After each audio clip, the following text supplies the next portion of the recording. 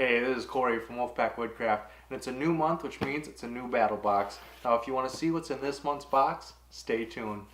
Alright, so diving into this month's box, looks like we have Welcome to the Jungle, Mission 35, Jungle Survival. So looks like we're going to get some items to help us in a jungle-type environment. The first thing up top here is a Stan Sport mosquito head net. Now, I've used these work, especially if you have a brimmed hat. The joke is that the Minnesota state bird is the mosquito, because during the summer they get so thick and they can get really aggressive. So I've actually used these quite a bit, and a lot of people like to just put them on their heads, but then the mesh touches your face and the mosquitoes can still get to you. I like to have a brimmed hat on and then put this over that brimmed hat so that it forms a gap between my face and the net.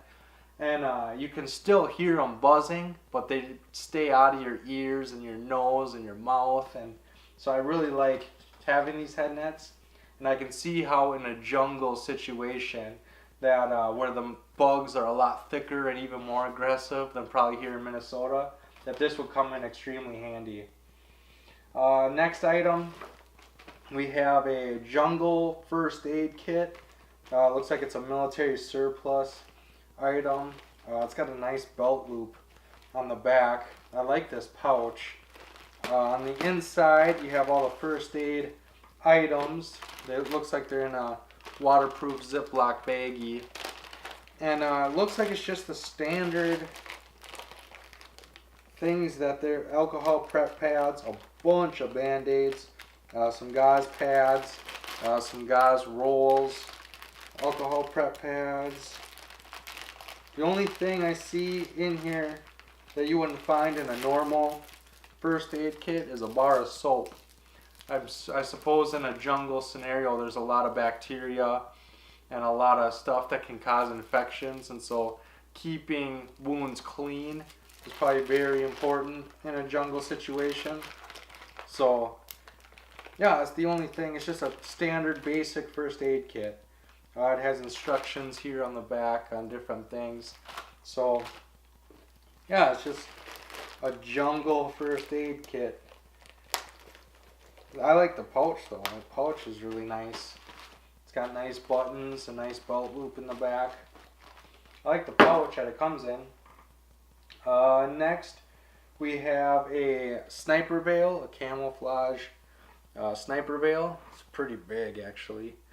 But yeah, there's a lot of things you can do with the sniper veil. You can cover yourself, camouflage. So what is it? It's hide your shine, your shape, your silhouette, spacing, speed of movement.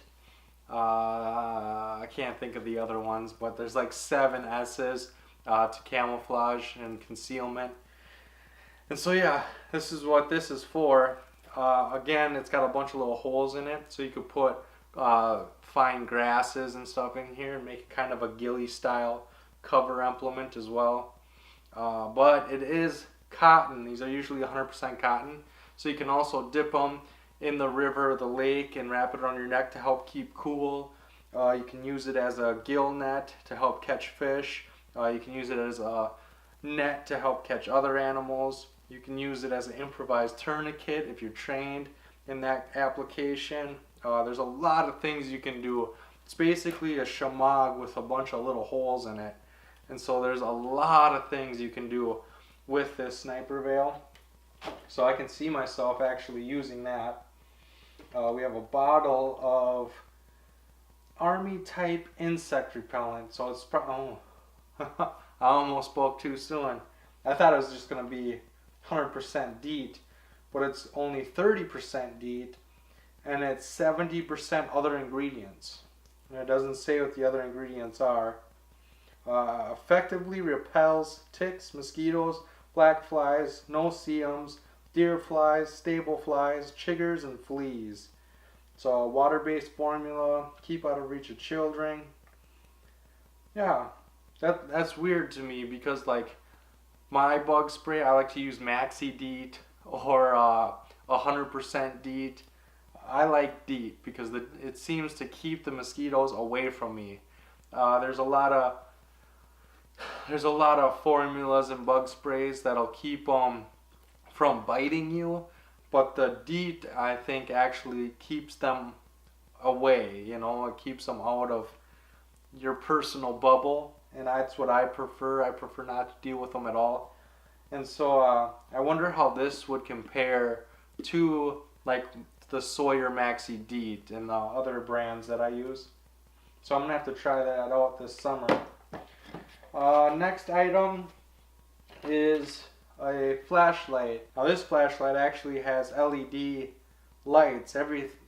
All the other ones that I've seen were fluorescent lights. My grandpa, I'm pretty sure, had one of these. And it's got this clip on the back so you can put it on a backpack strap and have it light up the trail ahead of you.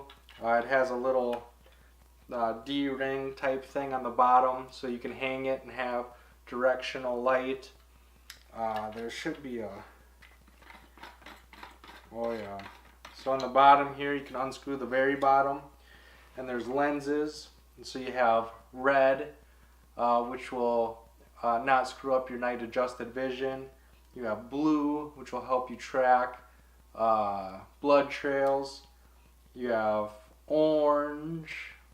They probably just added the orange so that you can still get that fluorescent looking light. And then green, which is for reading maps. And so then you take one of these. This whole thing comes apart. So the very, very bottom is where you store the lenses. And then the bottom comes off, and that's where you put the batteries. It looks like it still runs on D batteries. Like 2D batteries. So this thing's not going to be light by any means. But yeah, so then you got this. You can take the whole front off, and you can have access to your light. Or you can take off just the end cap.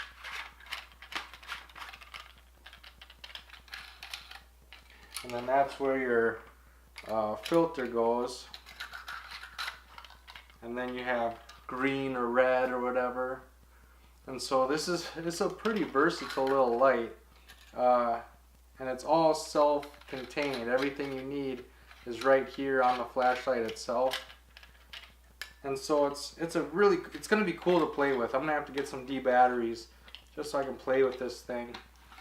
And this design's been around for a long, long time. Like I said, I'm pretty sure my grandpa had one of these. And yeah, I'm excited to play with the little flashlight.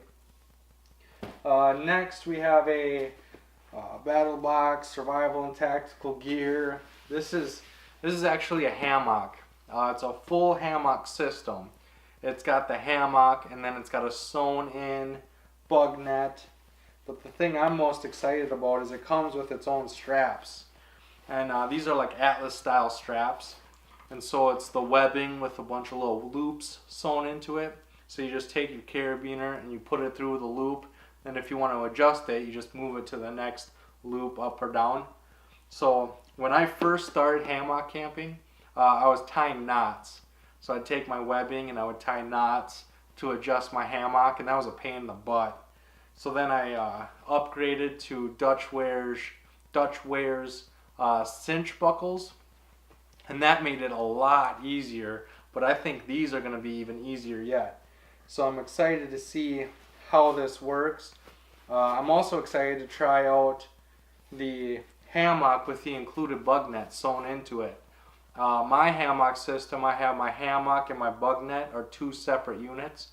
And so my bug net goes all the way around my hammock, because I find that when I'm sleeping or if I'm just laying in the hammock with no bug net, the mosquitoes can bite through the bottom, they can bite through the hammock. So I wonder if the hammock material on this is thicker so that they can't bite through. That'll give you that all around coverage. So yeah, I'm going to have to try that out this summer as well. See how that performs with the bugs. And then the last item is a cold steel kukri. So this is the advanced box, and they included a Kukri in this month's advanced box, which is really cool.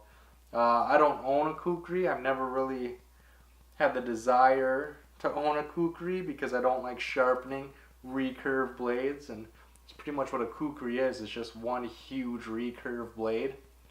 But I can see how these can be very effective in chopping. It's basically a machete with a heavy chopper sweet spot right here. So I do like big chopping knives, so I might really love this. It does come with a very severe burr on the one side, so I'm gonna have to sharpen it. So the one thing I don't like about recurves is sharpening them, and the first thing I'm gonna have to do with this thing is sharpen it. So yeah, that's a thing, but it feels good in the hand. It's very blade heavy, which is good for chopping. I can see that this isn't a good whittler or anything else. This is a chopping tool. It's not like a one tool option. The ricasso is like an inch long on this thing, so right where you have the power, you know, there's no blade there. So it will be interesting. A lot of you know that I just bought the JX5 Vengeful 1 by Bark River, the Chris Tanner design, so it'll be interesting to see how this chops compared to that knife, because that knife is more of a jack of all trades kind of knife, where this is made for chopping. It'll be interesting to see how each perform side by side. So make sure to subscribe and come join the pack. If you want to see me setting up these hammocks and testing out this gear, it's all to come. If you want to see me sharpen a recurve, I think I'm going to do a video on that too, how to sharpen a recurve blade. But anyways, back to BattlBox. What is it in this month's BattlBox that's your favorite item? When it comes to my top 3 for this month, the very first item I think is the hammock. This is the thing that I plan on using. I actually want to get them straps out. I think I'm really going to love this strap system. And so for my first item is the hammock, but more specifically those straps that come with it. My second item is probably the sniper veil. I'm excited to try this out. Not so much as a sniper veil, but as a more of a shamag type device, you know. Like, I can still use it to wipe the sweat off my face. I can still use it to keep cool. All the things that I use my shamag for, I can still do with the sniper veil, but now I have a net.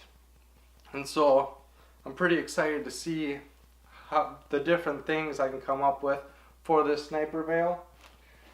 And then the third item would have to be the Kukri, just because I'm excited to test it against my other knives. I'm going to see how it performs next to the Vengeful 1 and my BK9. And so, yeah, I'm really happy with this month's box.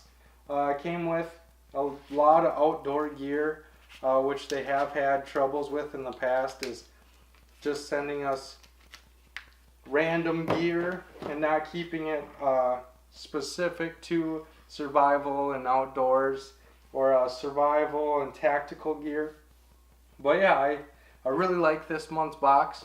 Again, what was your favorite piece of kit in this box? Or more importantly, what piece of gear would you think you would need in a jungle survival situation? What do you think could be added to these items to make this a much better kit? Leave that knowledge and any questions in the comment section below. Then make sure to like and share this video to help spread that knowledge and those ideas to the people we care about most.